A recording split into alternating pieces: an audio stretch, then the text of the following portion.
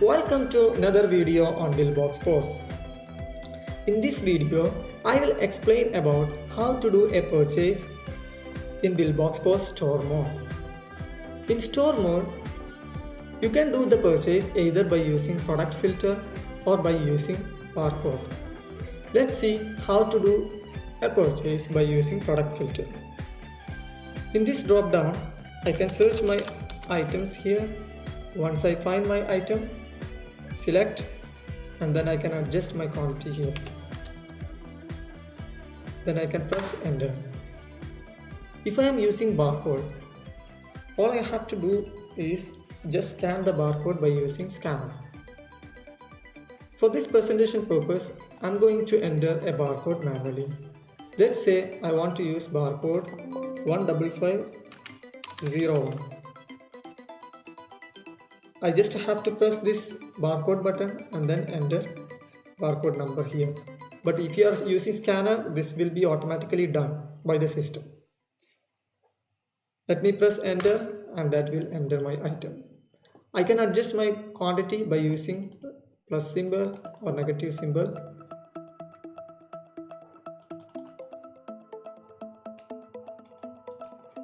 Enter more item. And once items are finalized, I can just go and do the payment. The purchase is done. Let's understand more about the buttons here. Here, we have reference. Reference is nothing but a model number or part number. Product, you can add product by using product button in stock. You can enter your barcode here. If you have batch, then you can enter batch number here. This is for quantity and this is nose. This will be especially used when you do purchase by using cartoons. This is buy price, and this is the cost that is associated with the purchase of this item. This is selling price. If you have any other special price for sales, then you can enter special price 2 and 3 here. Product date, expiry date and discount.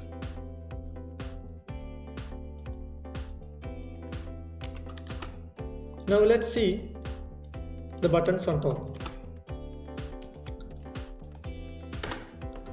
By using this button, you can associate a supplier.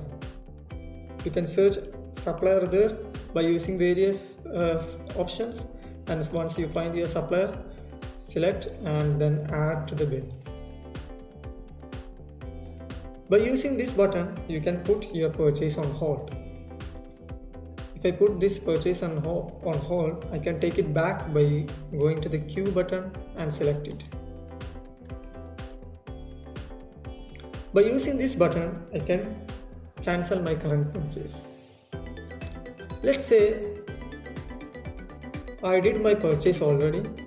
I want to enter that into the system now.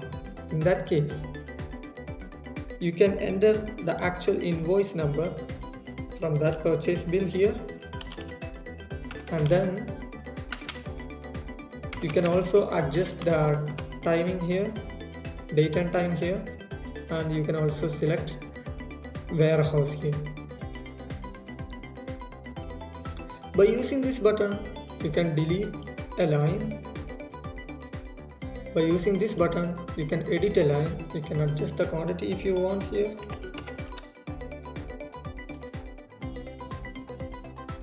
And by using this button, you will get more information about the product. By using this button, you can print a barcode for this item. By using this button, if you have many items, then you can enter it in an Excel. When you press yes here, you will get a template. In that template, you have to enter the data, and once entered, you can upload by using the same button. Once you upload the items, it will come here. By using this button, especially if you are not using product filter and it is hidden, then the product search will be very useful. Here you can search your item and then you can select and add into the purchase window. By using this button, you can apply some discount against the purchase. If you want to enter any service charge or anything to the purchase, you can use this. That's all about purchase. Let's do the payment. Let's see purchase reports. These are the purchase reports available by default. This is the close cash. You can see cash purchase here.